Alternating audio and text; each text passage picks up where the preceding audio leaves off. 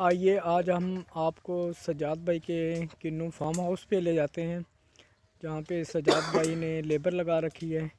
जो किन्नू को तोड़ रहे हैं और पेटियों वगैरह में पैक कर रहे हैं ये ना। और आइए देखिए आप भी महसूस हों, ये तमाम लेबर लगी हुई है यहाँ पे ना जो पैकिंग कर रही है।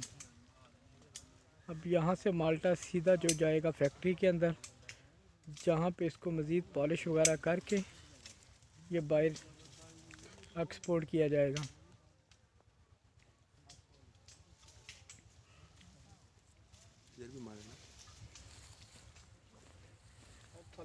ये हैं हमारे सजाद भाई, ये इनका ही है जो किन्नू का तमाम फार्म हाउस जो है। ये हैं नुमान भाई,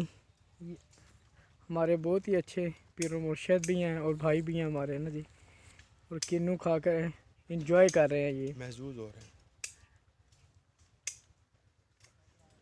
और कितने खुश लग रहे हैं बिल्कुल किन्नू के बाग में आके किन्नू देखकर भी किस तरह ये फसल लगी हुई है और फ्रूट वगैरह तोड़ के ये खुद खा रहे हैं। ये देखिए तो ले लो दुकान में